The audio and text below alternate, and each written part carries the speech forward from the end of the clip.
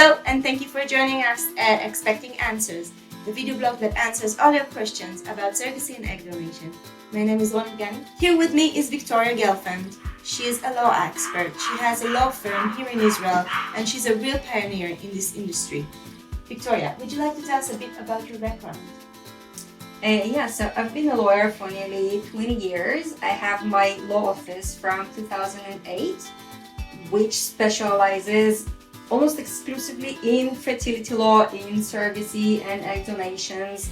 So basically what is very unique about your company, it's also a law firm, but it also tends to serve a bit like an agency. Yeah, so I would say that we're having services which are maybe similar to expecting.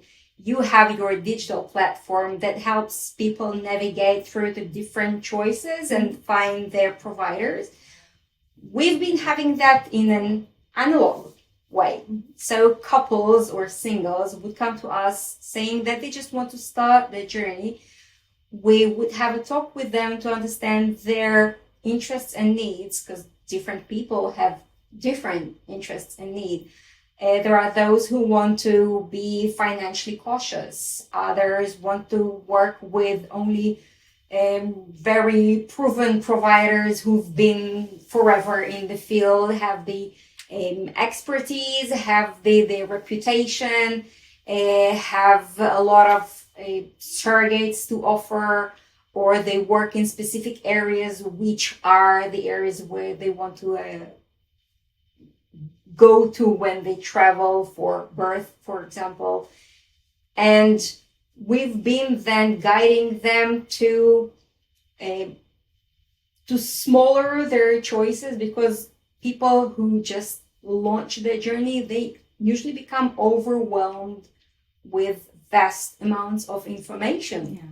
And then we're there to get their interests and then process that in our minds throughout all the information that we have about the different ways to have the surrogacy journey. And then we would tell them, we think you should speak with this and that clinic, with this and that agency. Eventually, yes, they will need to choose their own providers. We're strong believers in good chemistry, good relations, and finding, that zest with the people that you work with. Because once we do our job as lawyers, improving the contracts, it doesn't fill in the gaps of not being in line with who you work with. It has to start with a relationship. It has to start with a good match with who you work with,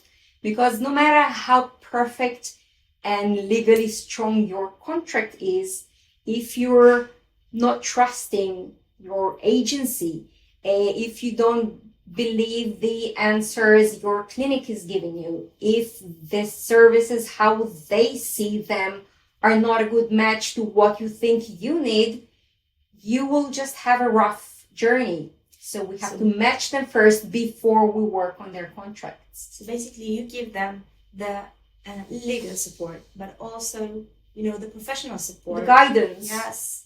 In terms of legal aspects, are there any things like checkpoints that you need to check once you're starting your surrogacy journey?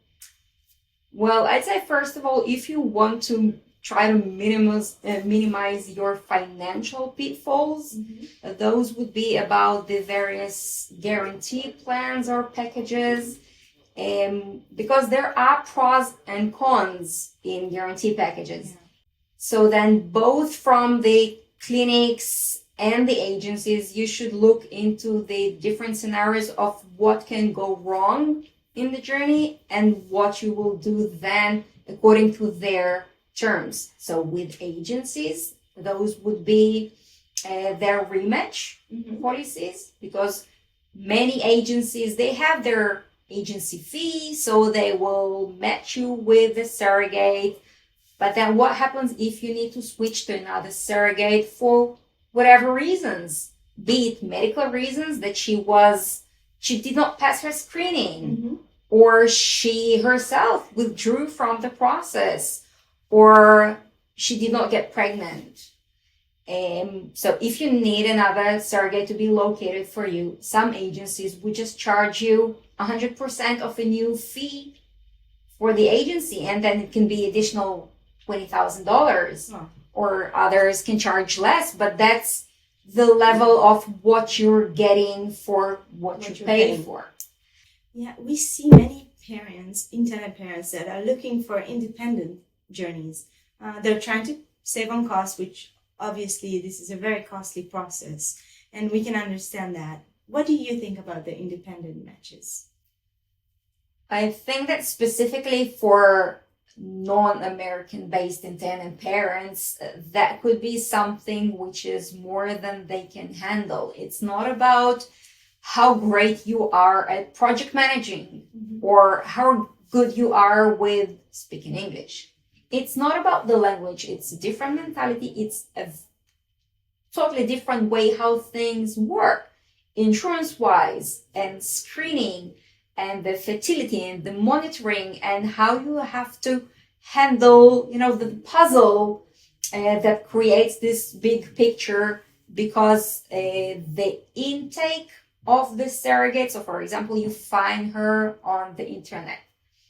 Do you know how to actually screen her to know that she is suitable for the process, that you won't just suffer throughout the process, that she's not stable, that she's not emotionally ready for that, that she's not financially stable, that she doesn't have the sufficient support system, which is the most crucial issue. How do you check her support system if it's just asking her, so what's your support system? And she will say something, but you have no tools to actually check that in advance. And then after the match, and okay, you can find attorneys to draft your contracts and sign up with them. You can find an escrow holders to place your funds with.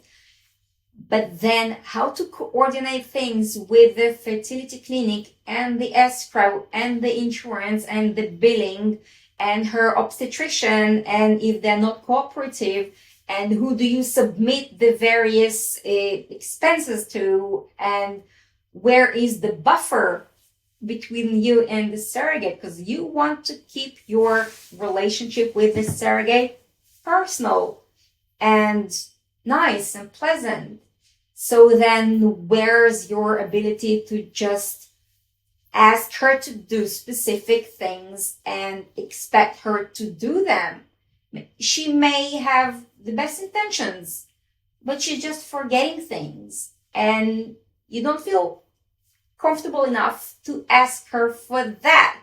And then you want to be her partner and not someone that so agency, when it's an agency that actually does the job that they're supposed to do, so that's an accent on that. All right, because there are agencies which actually think that upon matching the parties and having them sign the agreement, they're going to the somewhere backwards, and then if you need them, you should ask them at that point, and then they'll intervene. But otherwise, they say that your surrogate is your point of contact, and then whatever it is that you need, just ask her to do. We think that's suboptimal, because a good agency is measured, in my opinion, in how well they manage the process itself. Do they have a dedicated journey coordinator that become your guide through yours and the surrogate's guide, a coordinator, the person who you can ask questions and they would explain things, or they would ask the surrogate to do without creating the tension. Tension, the hiccups in your relationship with the surrogate, which may end up in just baby being born and you no longer wanting to have anything to do with each other because you're just stuffed up. Victoria, I feel like we can go on and speak about, I have so many questions. I told you like a million questions. Stay tuned. Yeah, but I think that our time is up. We will have another session with your answers, with your questions being answered. Before we leave, is there anything else that you would like to address? I think that the question that many intended parents ask when they're considering surrogacy, should I start? Should I wait? Maybe today is not the optimal time to start. The optimal start is always somewhere in the past. Whenever it was that you came to see me, when's the best time to start my journey? 2 years ago. It becomes more and more complicated. It changes. And more expensive, unfortunately. It's getting, it just changes in many ways. But probably in the future, it will become even more complicated. So it's just about taking a leap of faith, diving in, and you just have to start. So don't hesitate to start. Thank you so much for joining us today. This is Victoria Gelfand telling us all we need to know about the legal aspects of surrogacy and egg donation. She answered many of our questions, but we still have more. So we will have another session with her. If you have any questions, don't hesitate to send us to us, and we're here for you. Thank you so much for joining Expecting Answers. Thank you and goodbye.